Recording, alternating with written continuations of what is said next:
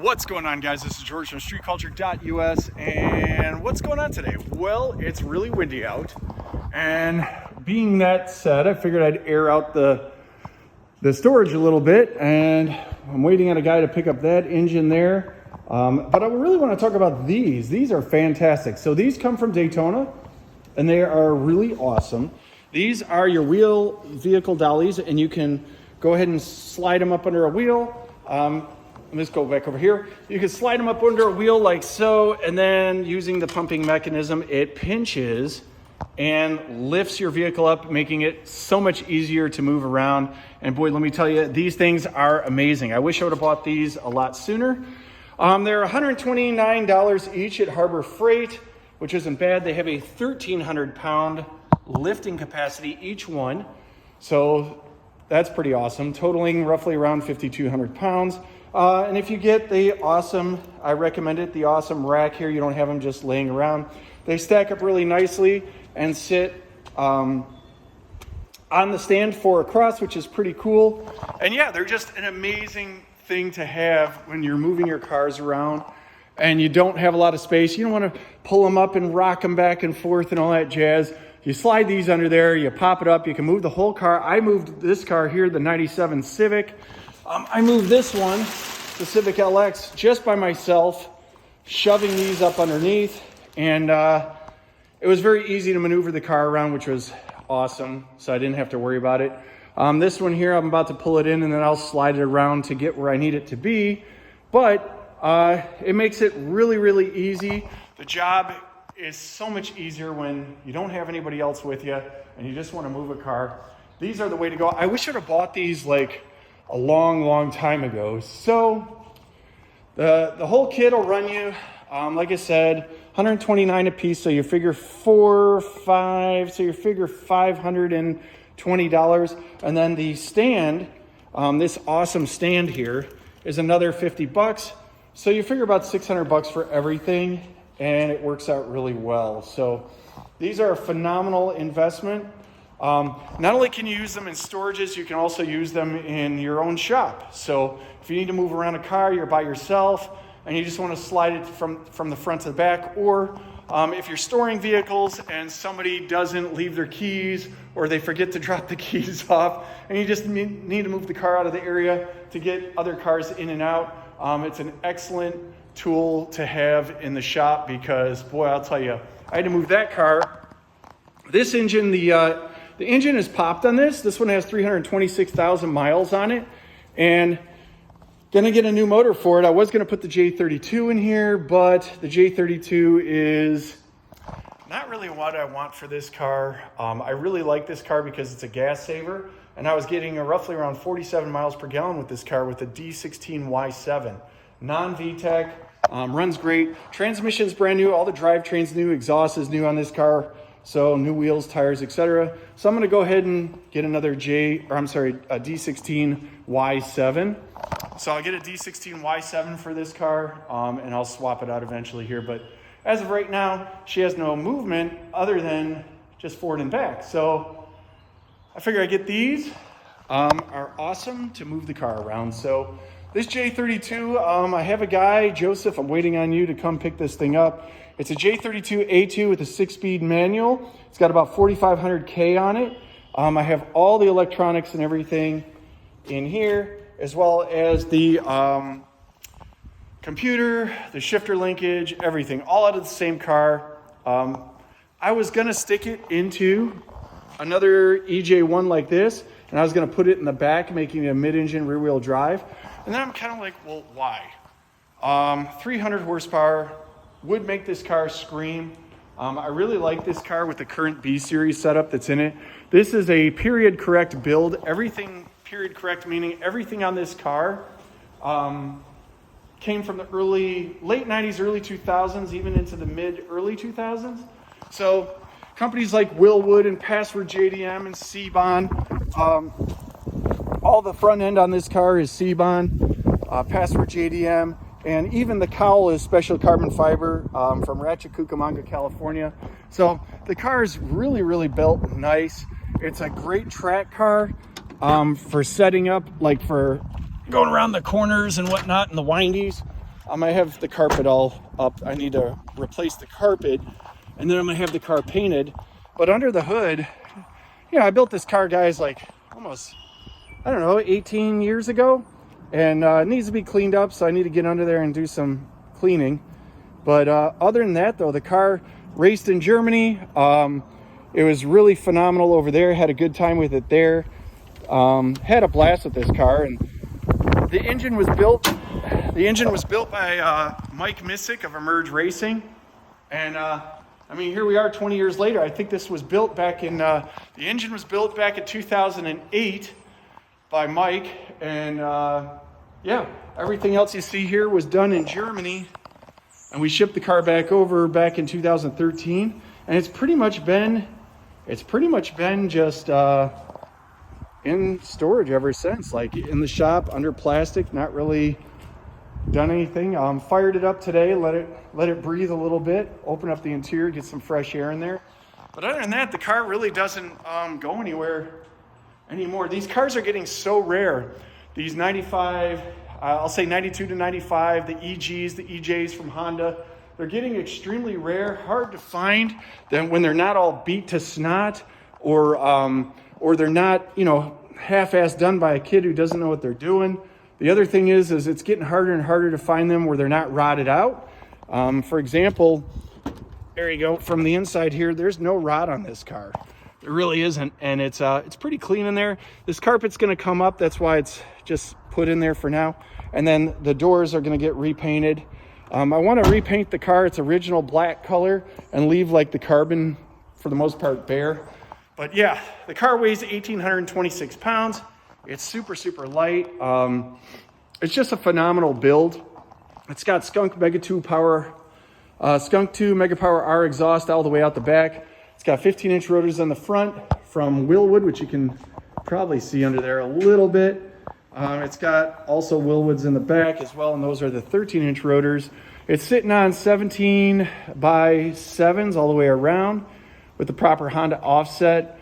But the car is it's been a lot of fun. I don't drive it as much as I should, but at the same time, like I said, it's getting harder to find these and getting harder to find something that's nice and clean like this.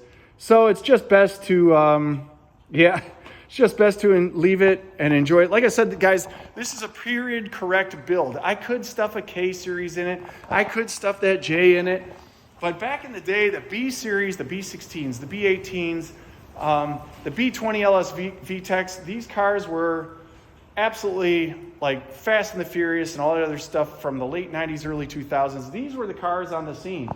You can see one of the cool things about this car is it has a VIS trunk, which has like the incorporated wing in the back, kind of like your BMW M3s, and that came from a company called VIS.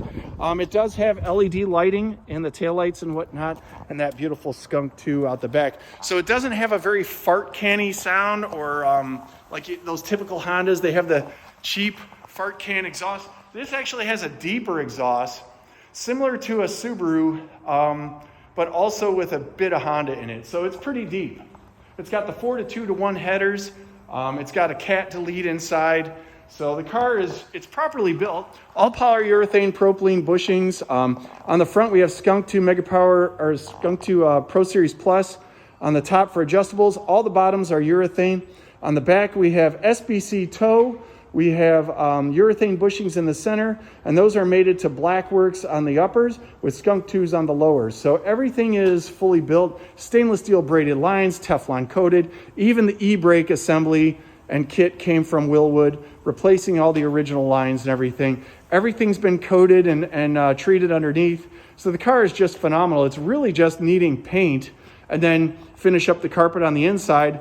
And the last things after that would be like these door pockets would be done in black Alcantara to match the black on the seats. And then maybe if I wanted to get into the roof, have somebody stitch up some diamond stitch black Alcantara. But other than that, the car is solid. It's very, very solid. As you can see, there's really not any rust here. And these doors actually came from Germany, a Honda Civic in Germany. And I got the call from Honda of Nuremberg. And they said, you know, hey, we got these doors. Would you like to go ahead and grab them up? Because the lady's trading in her Honda Civic, and like the back of the car is all rotty, but these doors were perfect. So one of the things about these doors on the Honda Civics is the regulators for rolling up and down. Those are manual windows. The regulators and the gaskets, over time, they get wore out, and the doors and the windows don't open correctly. So these ones here, they were in perfect shape. I'm not kidding. This was owned by a grandma, this Civic that she was turning in, and she was gonna get a new Civic, or a new Honda Accord, I'm sorry. So it was either a Honda Civic or Accord. But anyway, these doors were in perfect shape, so I said, yes, I want them. I drove straight over to Nuremberg.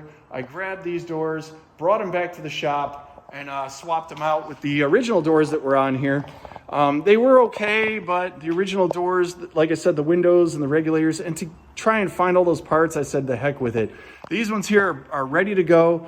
I said, all right, let's do it. And I swapped the doors, aligned them, and they work beautifully. So I don't really, like I said, drive the car a lot, because why? I only take it to car shows every once in a while. There's so many parts on this car that you can't even get anymore. And they're just, like I said, getting harder and harder to find in this good a shape. So I've got some quick disconnects on the bumpers, and some aero for downplanes to bring some air in. But like I said, this was period correct build.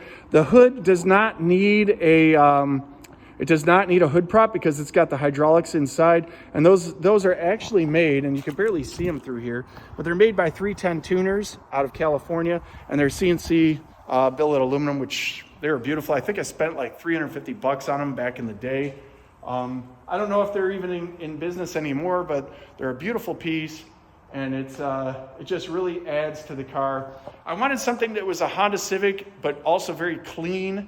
I don't like giant spoilers and a bunch of aero. I just wanted a nicely built Honda that sounds good, runs good, and this thing does. It brings smiles like all day long. I just took it for a drive, even though I'm not supposed to, but I took it for a drive out on the main road here, just to let it breathe a little bit, and yeah, it just doesn't disappoint. The car there's plenty of cars that I'm sure are faster out there and whatnot, but this car, for what it is, late 90s, early 2000s build, this was, you know, these were the cars back in the days, hot import nights in California and all that stuff, and they just have a beautiful silhouette. And I mean, if you look at the car from the side, it kind of looks a little bit like a BMW. There's a little similar body lines there from the BMWs of the 90s and whatnot, but it's just a very clean, beautiful silhouette. The way it's smooth and drops off the back and then pops up like that, it's just phenomenal. Plus the car is lowered a little bit. It's got coilovers, 32-way adjustable coilovers, and even those are vintage. They're like, or I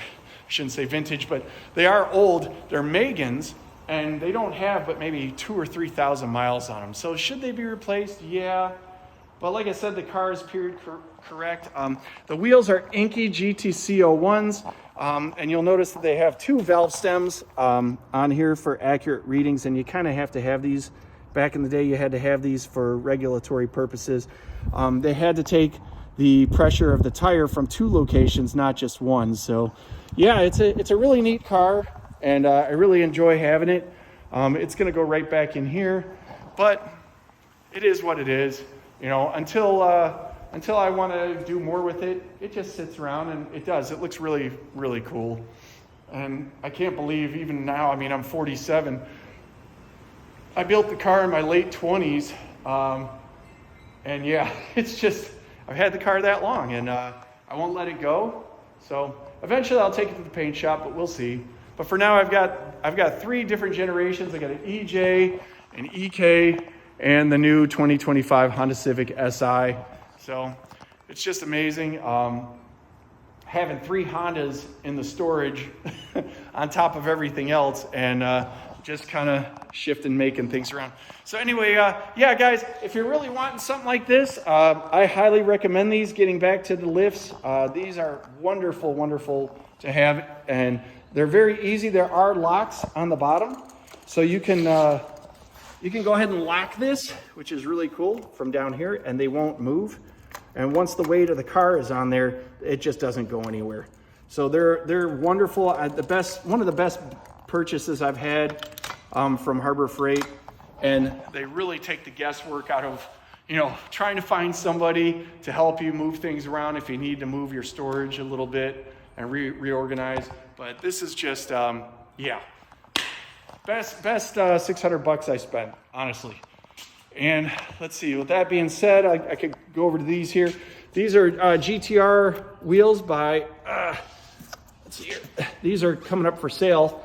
I'm gonna go ahead and get rid of these, clear out the shop. They're a little dusty, but they're Honda Civic 4x100 and GTR Sport wheels, which are pretty cool, and they come with the rubber and everything. I'll probably let those go for like $300, guys, because I was gonna put them on this car, but I ended up liking these instead, so I went and got these. They're a little smaller to handle the potholes in Chicago, whereas these are 18s, and they're not something I want to run in Chicago with the potholes being like they are. So I'll either find another car and put them on and then sell the car, or I'll just sell them outright. But anyway, guys, I'm going to wrap it up here. I'm going to put this thing back away, and with the rain and stuff coming in here this afternoon, I just want to close up shop. So this is George from StreetCulture.US saying, I hope you like this video. Smash that like button. Tell your friends about us. Also on Instagram, StreetCulture.US.